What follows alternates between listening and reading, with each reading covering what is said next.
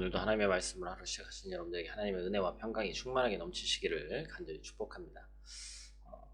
계속해서 민수기 말씀 함께 나누고 있습니다. 이스라엘 백성들의 불평과 불만에 대해서 우리가 어제도 말씀을 나눴죠. 계속해서 그것이 진행되고 있어요. 하나님께서 날마다 내려주시는 그 만나에 감사하지 못하고 고기를 그렇게 달라고 얘기하는, 참 어찌 보면 우둔한, 하지만 또 인간적인 생각으로는 이해가 되는 그러한 모습을 보게 됩니다.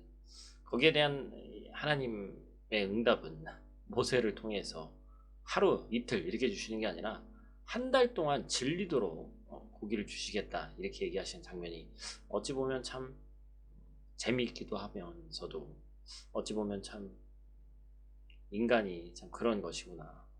하나님이 한번 너희들이 정말 질리도록 한번 먹어봐라 이런 마음으로 주신다는 것이죠. 그런데 중요한 것은 하나님이 또 그것조차도 지금 당장 막 다 주겠다가 아니라 내일까지 기다리라고 또 얘기를 하십니다.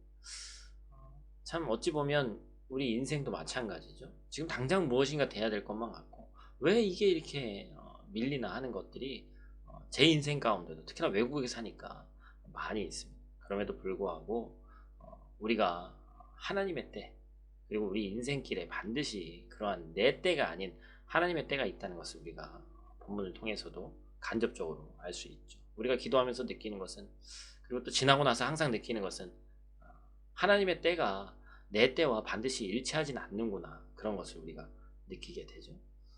그런데 이제 우리는 그것들이 만약에 내 때에 맞춰지지 않으면 하나님에 대한 불신을 우리가 표현하게 됩니다. 하지만 하나님이 우리에게 원하시는 것은 하나님의 때를 잠잠히 기다리는 것이죠. 그렇다면 그 기다림의 시간 동안 우리는 뭘 해야 됩니까? 하나님은 모세에게 내일 고기를 먹기를 기다리라 말씀하시기 전에 18절에서 뭐라고 얘기하고 계십니까? 바로 너희의 몸을 거룩하게 해라.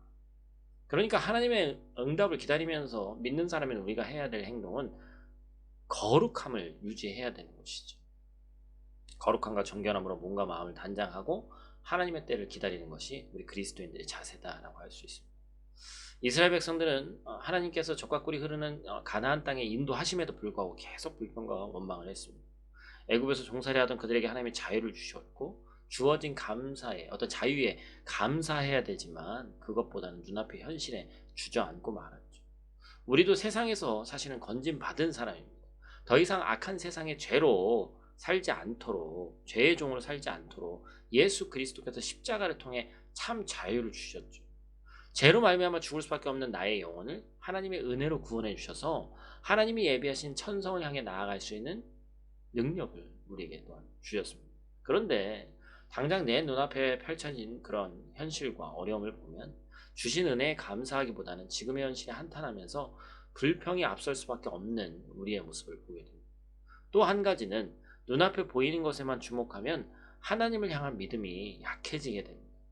이스라엘 백성들의 원망과 불평의 소리를 들으시고 하나님은 모세에게 고기를 주겠다고 약속하셨죠. 그런데 모세는 어떻게 그럴 수 있는지 현실적인 얘기를 하고 있어요. 여러분, 모세와 출애굽 백성들을 끌고 나오신 하나님이 어떤 하나님이십니까? 전지전능하신 하나님이심을 이미 1년도 넘게 그 이전부터 보고 배웠죠.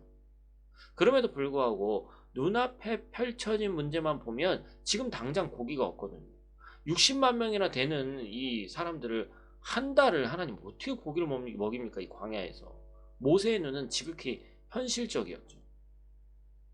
그런데 중요한 것은 우리 삶 속에 마주하고 있는 큰 문제가 있다면 그 문제만을 바라봐서는 해답이 안 나온다는 것이죠.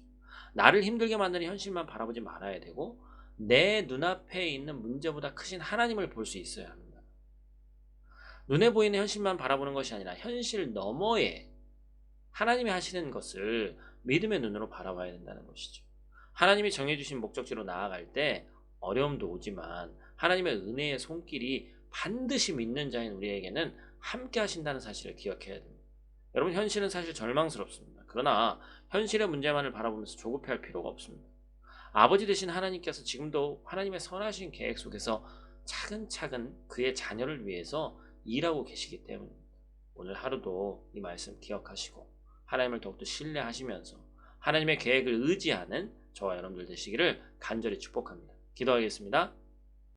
하나님, 현실을 바라보면 사실 절망스러운 요소들이 너무나도 많이 있습니다. 그러나 내 눈앞에 펼쳐진 문제에 마음을 뺏기지 않고 믿음의 눈을 들어 주님께 기도하기를 원합니다. 그리고 그 기도를 통해서 내가 믿음의 때를 기다릴 수 있는 인내를 배우기로 원합니다. 하나님, 우리 하나님은 실수가 없으신 하나님이신 줄 믿사 가장 정확한 때에 가장 좋은 때에 우리의 필요를 채워주시고 주님이 원하시는 그곳에 우리가 다다를 수 있도록 능력을 허락해 주시옵소서. 오늘 하루도 눈동자가 지켜주실 믿사 예수님 귀하신 이름으로 기도드립니다.